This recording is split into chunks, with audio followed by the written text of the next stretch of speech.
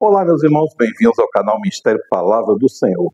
Vamos dar continuidade ao estudo da Bíblia, meus irmãos. E hoje nós vamos iniciar o estudo da primeira carta de Paulo ao Timóteo. As cartas de Paulo ao Timóteo, a carta 1, a carta 2 e a carta 3 são conhecidas como cartas pastorais, porque elas vão dar instrução a Timóteo e a Tito a respeito do cuidado pastoral das igrejas, das ovelhas, para se manter fiel ao evangelho que foi aprendido, né? E essa carta Paulo escreveu para Timóteo, que estava em Éfeso, né? Durante a quarta viagem missionária, Paulo deu ordens a Timóteo para que cuidasse da igreja de Éfeso, enquanto Paulo mesmo seguia viagem para Macedônia, tá? Quando talvez tomou consciência que não voltasse a Éfeso no futuro próximo, ele escreveu essa primeira carta para explicar com maior detalhe a incumbência que ele dera ao jovem Timóteo, né? Timóteo, ele era um rapaz tímido, ele era novo, era um rapaz tímido, ele era um rapaz doente, né? E a gente vai perceber o cuidado de Paulo quando chama meu verdadeiro filho na fé. Além de expressar realmente a questão da fé, expressa o carinho e o cuidado, né? E o problema grande na igreja de Éfeso era uma heresia que combinava com o gnosticismo, quer dizer, aquele que você tem que conhecer para saber Deus, o conhecimento salva, não é nada disso, né? Tinha a questão do falso ascetismo, que é aquilo, não toque, não coma, não beba, aquilo tudo, né? E o judaísmo decadente, aquelas questões, tradição do judaísmo que a lei salvava, e que o sábado vai salvar, e não é nada disso, a gente salva pela graça de Cristo Jesus, né? Timóteo era natural de Listra, hoje onde é a atual Turquia, né? O pai de Timóteo, ele era grego e a mãe era uma judia cristã, né? E Timóteo, por causa da mãe, desde novo foi instruído no Antigo Testamento. Por isso que Paulo chamava o filho verdadeiro na fé, né? Vamos estudar hoje o capítulo 1 e 2. Paulo, apóstolo de Cristo Jesus, por ordem de Deus, nosso Salvador, e de Cristo Jesus, a nossa esperança. Timóteo, meu verdadeiro filho na fé, graça, misericórdia e paz da parte de Deus e de Jesus Cristo, nosso Senhor. E Paulo vai fazer uma série de advertências. Partindo eu para a Macedônia, roguei-lhe que permanecesse em Éfeso para ordenar certas pessoas que não mais ensinem doutrinas falsas e deixem de dar atenção a mitos, genealogias intermináveis que causam controvérsias em vez de promoverem a obra de Deus, que é pela fé. O objetivo desta instrução é o amor que procede de um coração puro, de uma boa consciência e de uma fé sincera. Olha o que ele vai falar agora. Sabemos que a lei é boa, se alguém a usa de maneira adequada. Também sabemos que ela não é feita para os justos, mas para os transgressores. Ali ressalta o pecado, né? E insubordinados. Para os ímpios e pecadores, para os profanos e irreverentes, para os que matam pai e mãe, para os homicidas, para os que praticam moralidade sexual, para os homossexuais, para os sequestradores, para os mentirosos que juram falsamente, para todo aquele que se opõe à sã doutrina. Esta sã doutrina se vê no glorioso evangelho que me foi confiado por Deus bendito. O evangelho de Deus bendito. Meu irmão e minha irmã, e aqui a gente fala. Sã doutrina. Paulo está advertindo aqui a Timóteo sobre isso tudo aqui, mas para Timóteo meditar na palavra e estudar a palavra. Timóteo era um cristão, era um crente, né, vamos dizer assim, estudar a palavra.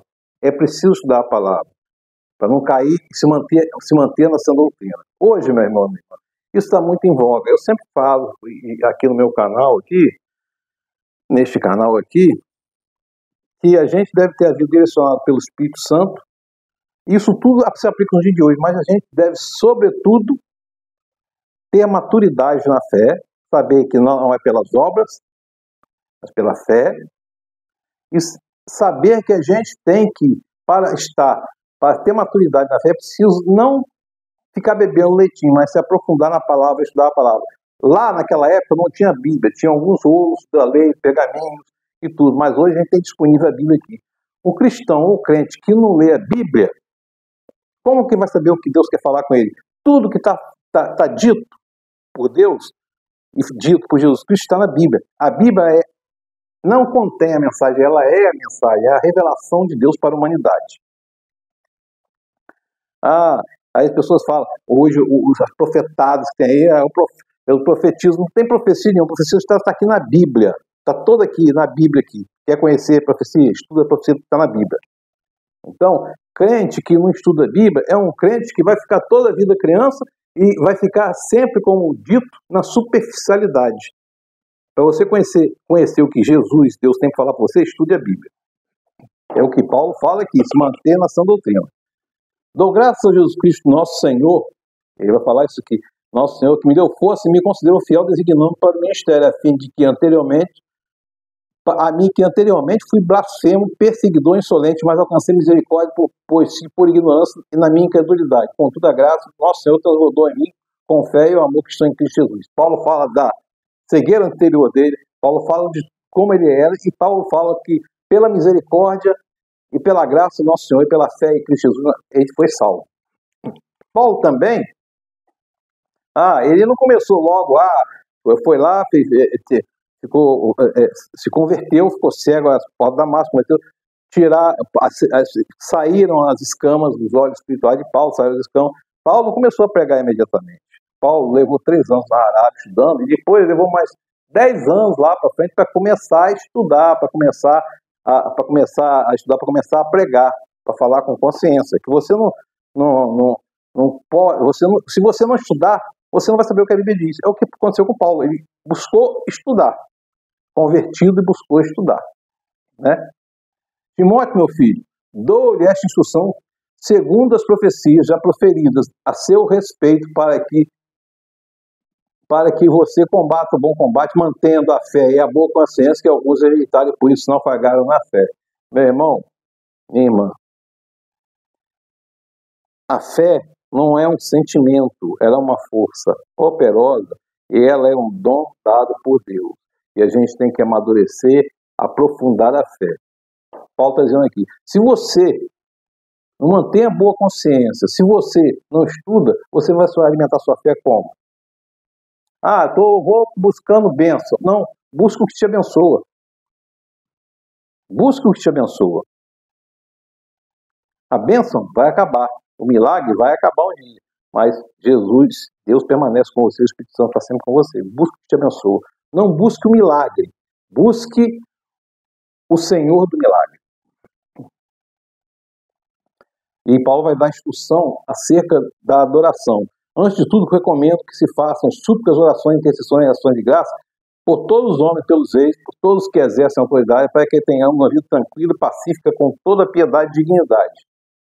Isso é bom e agradável perante Deus, nosso Salvador, que deseja a todos os homens que sejam salvos e cheguem ao conhecimento da verdade, pois há um só Deus, um só mediador entre Deus e o homem Cristo Jesus, ao qual se entregou a si mesmo como resgate por todos. Esse foi o testemunho dado em seu próprio tempo. Então, o homem, meu irmão, minha irmã, Jesus era plenamente humano e plenamente divino. Jesus encarnou como homem, viveu a vida do ministério dele como homem na terra, morreu como homem, ressuscitou como homem e ascendeu aos céus como homem. Esteve aqui. Maria amamentou o unigênito de Deus nos seus seios. Então a gente precisa pensar nisso. E olha, Paulo, quando escreve isso aqui, Nero, que foi um horrível, foi um infame, né? Estava no poder quando Paulo escreveu essas cartas todas aqui. Por isso que Paulo cita aqui piedoso, né? Que era o contrário que Nero era. Quero, pois, que os homens orem em todo lugar, levantando as mãos, santas, sem ira, sem discussões. Da mesma forma, quero que as mulheres se vistam modestamente, com decência e discrição, não adornadas com astanças, com ouro, nem com pérolas ou com roupas caras, mas com boas obras, como convém às mulheres que declaram adorar o Senhor. Paulo, é lógico que isso aqui tem um contexto social aqui, mas também, meu amigo, não é... Você tem que apresentar um coração disposto, minhas irmãs, um coração disposto, é um coração sem mácula, um coração puro para adorar o Senhor. Coração puro. Aqui, ele não está falando, naquela época, naquele contexto, não está falando das roupas, mas está falando que falou que boas obras como convém às mulheres, da boa consciência, da atitude, né? A mulher deve aprender a ficar em silêncio com todos os seus sons. Não permite que a mulher em si nem tenha autoridade sobre o homem. E aqui, quando Paulo fala isso, existe uma série de controvérsias, mas aqui está claro que é, além de tudo, um cuidado de Deus, mas era um costume da época. E aqui tem uma questão aqui que muitos não levam em conta.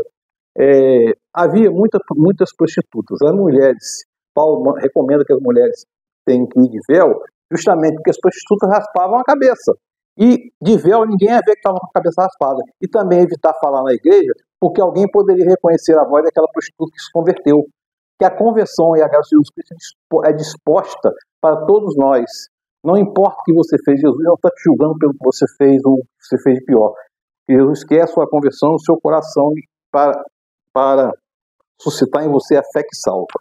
Que Deus nos abençoe e que o Espírito Santo de Deus esteja nos orientando no caminho certo. Amém.